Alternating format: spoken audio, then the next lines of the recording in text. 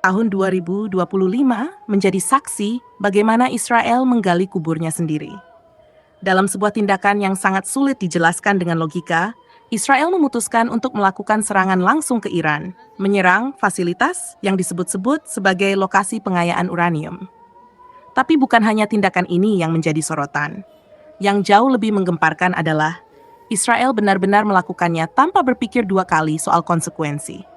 Pertanyaannya, bagaimana mungkin sebuah negara kecil di Timur Tengah yang sepanjang sejarahnya selalu bergantung pada perlindungan negara-negara besar, kini bertindak seolah-olah dirinya adalah adidaya dunia? Apakah ini keberanian atau justru kebodohan mutlak? Presiden Amerika Serikat tahun 2025, Donald J. Trump, bahkan menyatakan keterkejutannya. Dalam pernyataan publik yang disampaikan dari Gedung Putih, ia mengatakan, "Saya tidak tahu apa yang dipikirkan Benjamin Netanyahu dan pemerintah Israel. Kami tidak pernah menyetujui serangan semacam ini. Iran bukan Gaza dan ini bukan permainan. Ini tindakan sembrono." Pernyataan itu membuat semuanya makin jelas. Bahkan sekutu terdekat Israel pun tidak menyetujui serangan tersebut.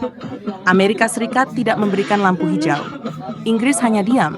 Prancis, Jerman, dan Australia bahkan secara halus menegaskan bahwa serangan Israel bukan bagian dari kesepakatan bersama. Dan itulah puncaknya. Kesombongan Israel benar-benar membuat sekutu-sekutunya muak. Iran bukan Hamas, bukan kelompok gerilyawan. Iran adalah negara dengan kekuatan militer terbesar kedua di Asia Barat setelah Turki. Dan yang terpenting, intelijen Iran adalah salah satu yang terbaik di dunia. Iran tidak menggertak. Begitu fasilitas nuklirnya diserang, Iran tidak berkoar-koar seperti Israel yang selalu menjerit ke dunia setiap kali ditempleng. Iran langsung bertindak. Jumat malam, tanggal 4 bulan April tahun 2025, menjadi malam paling menakutkan bagi seluruh warga Israel. Langit Israel berwarna merah. Rudal-rudal Iran yang disebut oleh Menteri Pertahanan Iran sebagai bayi-bayi kecil mulai menghujani kota-kota besar di Israel. Tel Aviv, Haifa, hingga perbatasan utara Lebanon, tak ada yang luput dari serangan. Sirene meraung, bunker-bunker penuh sesak, warga Israel panik, tak bisa tidur, tak bisa makan, dan untuk pertama kalinya sejak berdiri tahun 1948, warga Israel merasakan kehidupan seperti yang dirasakan warga Palestina setiap hari. Ketakutan, kelaparan, dan kehilangan tempat tinggal. Israel mencoba mengandalkan sistem pertahanan Iron Dome yang katanya tercanggih di dunia. Tapi sistem itu tidak bisa membendung semua rudal. Dari 2.500 rudal yang ditembakkan Iran malam itu, hanya sekitar 500 yang berhasil dicegat. Artinya 2.000 rudal meledak di berbagai wilayah Israel. Dan itu kata Iran baru permulaan. Iran tidak sedang bermain. Mereka mengeluarkan pernyataan resmi. Serangan ini bukan bentuk pembalasan, ini baru peringatan. Jika Israel membalas, maka Iran akan menghancurkan lebih banyak lagi. Jika sekutu Israel berani turun tangan secara langsung, maka sekutu Iran juga tidak akan tinggal diam. Dan inilah bagian paling krusial dari narasi ini. Presiden Korea Utara Kim Jong-un dalam konferensi pers darurat menyatakan, "Kami sudah memperingatkan sejak lama. Jika negara manapun mencoba menyentuh Iran dengan alasan membantu Israel, maka kami tidak akan tinggal diam. Siapapun yang membantu Israel harus siap menghadapi kami." Dan Korea Utara bukan satu-satunya. Rusia yang saat ini mempererat hubungan pertahanan dengan Iran melalui juru bicara Kementerian Pertahanannya menyatakan, "Kami sedang memantau situasi. Jika Iran diserang oleh pihak ketiga, maka kami akan meninjau kembali kebijakan militer kami terhadap wilayah Timur Tengah. Iran tidak sendiri." China juga mengirim sinyal keras. Mereka menyerukan seluruh kekuatan adidaya untuk tidak ikut campur. Tapi jika perang tak terelakkan, mereka akan mempertimbangkan posisi bersama negara-negara sekutu timur. Israel akhirnya sadar, mereka benar-benar sendirian. Sekutunya memang membantu. Amerika Serikat, Inggris, dan Prancis mengirim persenjataan canggih. Drone, rudal, bahkan sistem komunikasi militer terbaru. Tapi satu hal yang mereka tidak berikan, kehadiran militer langsung. Tidak ada pasukan asing yang diturunkan ke Israel. Tidak ada jet tempur AS yang terbang dari kapal induk. Tidak ada kapal perang NATO yang mendekati Selat Hormuz. Semua sekutu Israel hanya membantu dari belakang. Mengapa? Karena mereka tahu, jika mereka terlibat secara langsung, itu artinya Perang Dunia Ketiga akan dimulai. Iran bukan Irak, Iran bukan Suriah, Iran bukan Libya. Iran adalah negara dengan jaringan pertahanan multinasional. Dan semua pihak menyadari, Jika satu peluru ditembakkan ke Teheran oleh negara besar sekutu Israel, maka peluru balasan akan menghantam Tel Aviv, Washington, London, dan Paris secara bersamaan. Ini bukan ancaman kosong. Ini realita geopolitik global 2025. Israel berharap sekutu datang menyelamatkan mereka. Tapi kini, mereka hanya bisa menerima persenjataan dan doa. Bahkan Donald Trump secara gamblang mengatakan, kami tidak bisa mempertaruhkan kepentingan nasional kami demi menyelamatkan kesalahan strategi negara lain. Apa artinya itu? Artinya, Israel kini harus menghadapi Iran sendirian. Iran tahu ini adalah momentum terbaik mereka.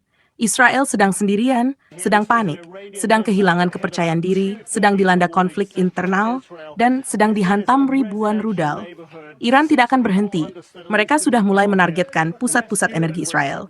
Ladang gas dihancurkan, pusat listrik lumpuh, sistem transportasi tak bergerak, mata uang Israel anjlok, aktivitas ekonomi nyaris mati total. Bahkan lembaga-lembaga finansial internasional mulai memindahkan asetnya dari Israel karena dianggap tidak lagi aman untuk berinvestasi. Dan kini, Israel tidak hanya menghadapi Iran dari udara. Kelompok Hizbullah di Lebanon sudah mulai bergerak. Serangan darat kecil-kecilan mulai menggerogoti perbatasan utara Israel.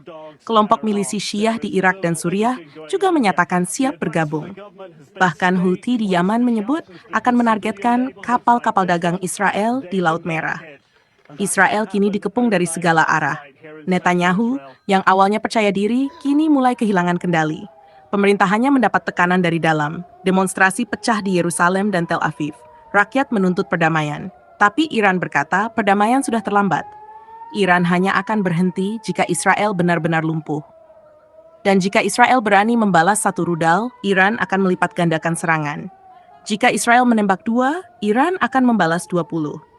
Jika Israel terus membalas, maka Iran akan mengirim semua kekuatannya, termasuk rudal nuklir yang sudah disiapkan.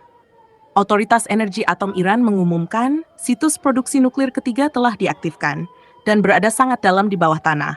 Tidak bisa dijangkau siapapun, bahkan oleh senjata bunker buster milik Amerika sekalipun. Inilah pernyataan Iran. Kami tidak akan berhenti. Israel harus mengerti bahwa tindakan mereka sudah memulai akhir dari negaranya. Kami tidak akan berhenti hingga nama Israel hanya menjadi bagian dari buku sejarah. Kini seluruh dunia menyaksikan bagaimana sebuah negara yang gitu sombong, begitu percaya diri dengan sekutu-sekutunya, justru kini harus menanggung semua akibat dari kesombongannya sendiri. Israel menjerit. Warganya tidak bisa tidur. Anak-anak menangis setiap malam. Mereka kehilangan rumah, kehilangan keluarga, dan kehilangan harapan. Dan ironisnya, mereka sekarang benar-benar merasakan apa yang selama ini mereka timpakan kepada rakyat Palestina. Israel kini dalam posisi yang sangat sulit. Sekutu-sekutu hanya bisa membantu dari jauh. Iran tidak mundur. Sekutu Iran mulai bersiap. Dunia dalam ambang ketegangan global. Dan satu negara kecil yang terlalu percaya diri, kini benar-benar harus menghadapi akhir sejarahnya. Dan kini, ketika api sudah menyala, ketika langit Israel tak lagi biru tapi memerah oleh dentuman ledakan dan kepulan asap, Israel mulai panik. Mereka mulai berubah nada. Negara yang semula membusungkan dada, kini menjerit-jerit minta belas kasihan. Pemerintah Israel mulai menggelar konferensi pers setiap pagi dan sore, menyatakan bahwa mereka sedang diserang secara brutal, bahwa ini adalah kejahatan perang, bahwa Iran harus dihukum. Media-media Israel dipenuhi dengan narasi penderitaan. Anak-anak menangis, rumah hancur, sekolah luluh lantak.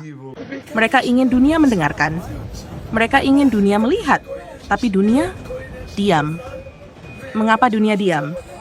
Karena dunia tahu ini bukan agresi tanpa sebab. Ini adalah balasan dari kebodohan. Ini adalah konsekuensi dari tindakan sembrono yang dilakukan tanpa dukungan internasional. Ini adalah hasil dari kesombongan yang tak tahu batas. Israel sendiri yang menyalakan sumbu, lalu kini mereka mengeluh saat apinya membakar seluruh tubuh. Pemerintah Israel mulai mengirim surat kepada Perserikatan Bangsa-Bangsa. Mereka menuntut agar Dewan Keamanan PBB mengadakan sidang darurat. Mereka meminta bantuan internasional, tapi tidak ada satupun resolusi yang disetujui. Rusia dan China memveto, bahkan negara-negara Eropa Barat pun memilih abstain. Mereka bosan, mereka lelah. Mereka tahu siapa pemicu awalnya, Israel. Dan inilah kebenaran yang paling menyakitkan bagi Israel. Tanpa sekutu, Israel bukan siapa-siapa. Tanpa Amerika Serikat, tanpa dukungan Inggris, tanpa lobi Prancis dan Jerman, Israel hanyalah negara kecil di ujung barat Asia yang dikelilingi musuh dari segala arah. Iran tahu ini, dan Iran mengucapkan dengan sangat gamblang, Israel tanpa sekutu hanyalah debu. Kami tidak butuh 1.000 rudal untuk menghabisi mereka. Kami hanya perlu membuat sekutu mereka takut.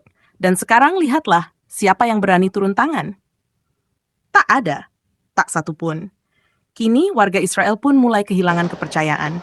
Media-media internasional yang dulu selalu memihak mereka, kini lebih memilih untuk tidak mempublikasikan narasi Israel korban. BBC, CNN, hingga Al Jazeera mulai menyorot akar masalah.